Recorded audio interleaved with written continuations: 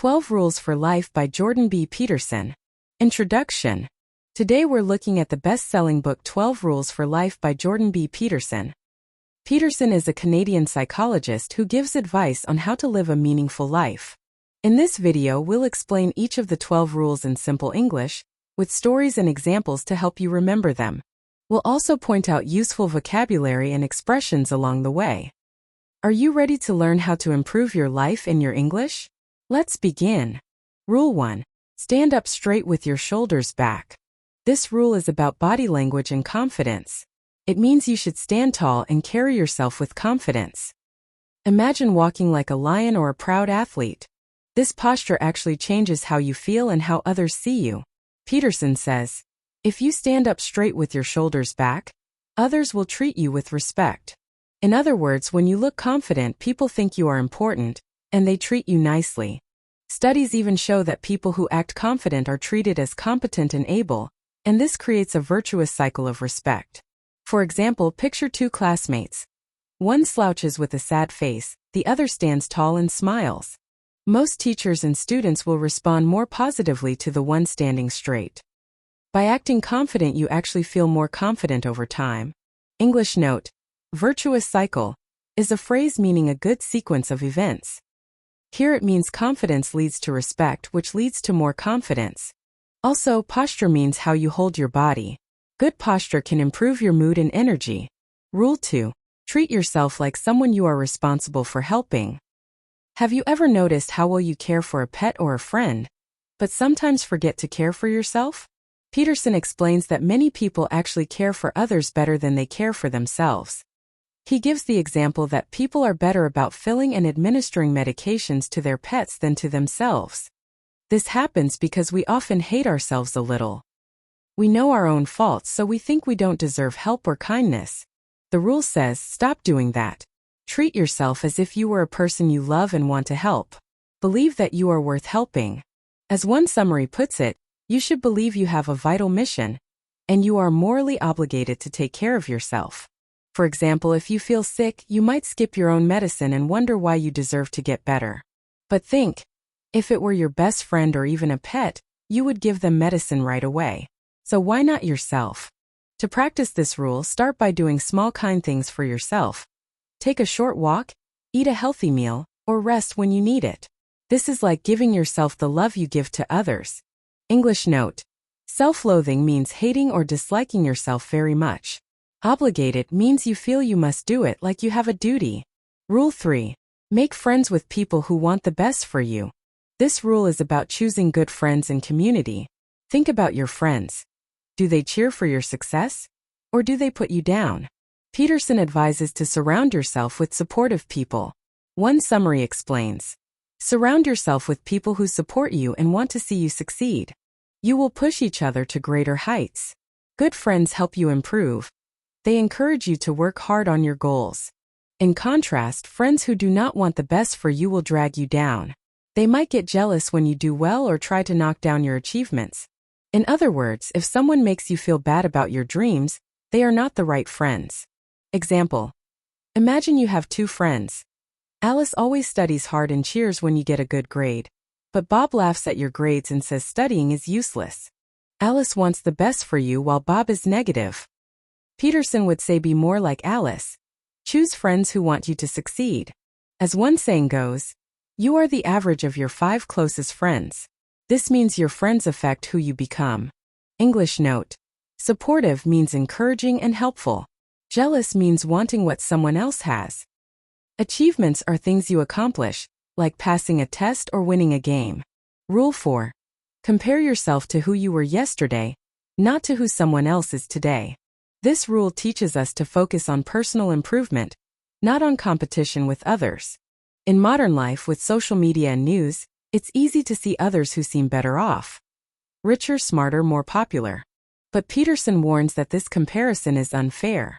He says the only person you should compare yourself to is you. If today you are doing a little better than you did yesterday, that is progress and it deserves praise. He writes, as long as you're getting better day by day, then you should be happy with yourself. On the other hand, comparing to others can be an unfairly harsh standard. Everyone has different strengths, opportunities, and struggles, so comparing is like setting yourself up to feel bad. Example: suppose two students, John and Maria, study the same amount. But Maria had a talented teacher who helped her, and John had no help. If John compares himself to Maria, he will feel discouraged. Instead, John should compare himself to how he was a month ago. If he improved by practicing, that's good. English note: harsh means too strict or unkind. Standard means a rule or a way of measuring. So a harsh standard is a rule that is too hard or unfair. Rule 5. Do not let your children do anything that makes you dislike them. This rule is for parents or anyone teaching children. It means you must discipline children and teach them good behavior. If kids learn bad habits, people, even their parents, will start to dislike them. Peterson's key point is that parents need to teach their kids the rules of society. If parents don't, society will teach them, often in a much harsher way. For example, short form explains that other children will avoid playing with a misbehaving child, teachers will give up on a rude child, and eventually bosses or friends may refuse to be around them. In other words, a poorly socialized child will simply be rejected and left behind. This can cause a cycle. The child feels rejected, becomes depressed or angry, and this makes life even harder for them. That's why it's the parent's job to be their child's guide in the beginning. Use a calm but firm voice. Correct them when they do something wrong, like shouting in a store or hurting a sibling. This teaches them boundaries. Peterson says giving some corrective feedback early on will save them much pain later. Example: if your child throws a tantrum in a restaurant, let them know that behavior is not okay. Say something like, "I know you're upset, but please use gentle hands with your food." Later, when at home, praise them when they say please and thank you. This way the child learns good manners and will be liked by others. English note: dislike means not to like. Corrective feedback means telling someone when they have done something wrong, so they can learn. Tantrum is a word for when a small child has a big angry outburst. Rule 6. Set your house in perfect order before you criticize the world. This rule tells us to take responsibility for your own life first, before blaming others or society. It means fix your own problems before complaining about the world. We all face suffering and bad luck, accidents, illness, unfair events, but Peterson says the way we respond matters. One key idea he gives is, if you cannot bring peace to your household, how dare you try to rule a city? In other words, if you can't manage your own small problems, maybe you fight with your family or fail at personal goals, then what right do you have to judge bigger issues in the world? Peterson argues we should ask, what personal responsibility did I have in my misfortune? Maybe some bad outcomes were partly your fault. If so, you can do something about them. As he says, if your suffering is your own fault, you can actually do something about it. If it's entirely the universe's fault, then reality is flawed and you are perpetually doomed. This means you have more control than you think. So Rule 6 says, before you blame others for your problems, fix what you can fix in your life. Are you working hard at your job? Are you honest and kind in relationships? If there are things you know you should change, like quitting a bad habit or organizing your schedule, start with those. Do all you can at home and in yourself. By bringing order to your own life, you become more effective at making the world better too. Example: imagine you complain the streets in your city are dirty. Before shouting at city workers, check your own yard first. Is your house untidy? Are you recycling at home? Maybe start with cleaning up your own room or helping a neighbor. This builds good habits. English note: misfortune means bad luck or bad things that happen to you. Doomed means certain to fail or suffer. Rule 7. Pursue what is meaningful, not what is expedient. This rule is about choosing long-term meaning over short-term pleasure. Expedient means doing whatever is easiest or most immediate. Peterson warns that the expedient choice, like lying, cheating, or just seeking fun now, can seem good short-term but hurts your future. For instance, partying all week instead of studying is expedient in the moment, but it may make your future self miserable. Instead, he says, choose meaningful goals. Meaningful actions often involve responsibility and sacrifice now for a better future. One summary explains, meaning is the mature substitute for expedience. Expedience rejects responsibility. It doesn't have the wisdom or courage to look ahead. Another way he explains it: fighting real evil like standing up against injustice is meaningful. Even small good acts, helping a friend or improving your own health, count as meaningful. Meaningful actions give you a deeper satisfaction. Peterson says, doing good has meaning. When you act with meaning, you will attain more security and strength than would be granted by a short-sighted concern for your own security. In other words, doing what's right makes you stronger and more fulfilled than just doing what's easy. Example: think about it. Would you rather save money to go to college or spend all your money on instant comfort? The first choice may be hard now, but it can make your life much better later. English note: short-sighted means only seeing the immediate moment. Gratifies means satisfies or pleases. Rule 8. Tell the truth, or at least don't lie. Rule 8 is about honesty with yourself and others. Lying, even small lies or hiding the truth, causes big problems in the long run. Peterson says if you betray yourself by living untruthfully, you weaken your character. In simple words, lying makes you lose trust in yourself and others, and this leads to trouble. For example, telling lies might seem easier to avoid conflict, but it ultimately leads to failure. You may feel shame or guilt, and you'll avoid challenges because you're afraid of the truth. If you lie to others or even just avoid telling the whole truth, you end up blaming the world for your problems instead of facing them. Peterson warns this can breed bitterness and resentment. Instead, strive to speak honestly and act in line with your true beliefs. If something is bothering you, try saying it calmly rather than staying silent or pretending otherwise. Over time, this builds a strong character. Remember, small lies can grow into big lies, making life confusing. So be precise with your words. This ties into Rule 10 next. English note: betray means to be disloyal to something. Adversity means hard times or difficulties. Resentment is feeling bitter or angry about something unfair. Rule 9. Assume that the person you are listening to might know something you don't. Rule 9 is about listening and humility. Peterson says when you talk to someone, go in expecting to learn. In any conversation, whether with a friend or stranger, assume they know something valuable. This means listening carefully instead of just planning your next comment. Why? Because people think out loud. Talking helps others figure things out. Short form explains that by listening, you actually help them solve problems. They organize their thoughts and might even find solutions just by talking. When you listen, you show respect and allow them to clarify their feelings. Peterson puts it this way: approach each conversation with the idea that you have something to learn from it, that the other person's experiences are valuable. He adds that if your life isn't perfect right now, that must mean your current knowledge isn't complete. So there's always something you can learn from someone else. Example: imagine your neighbor is talking about her work frustrations. Instead of interrupting or giving advice too quickly, listen fully. You might hear a new perspective you hadn't considered. Maybe she has been through what you face at your job. You can learn from her story. Listening can teach you how to handle problems without you having to make the same mistakes. English note: humility means being modest, not thinking you know everything. Perspectives are ways of seeing or thinking about things. Rule 10. Be precise in your speech. Rule 10 teaches us to put our feelings and problems into exact words. When something bothers you, name it clearly. If you feel bad but don't know why, say precisely what is wrong. Vagueness, being unclear, only makes anxiety grow.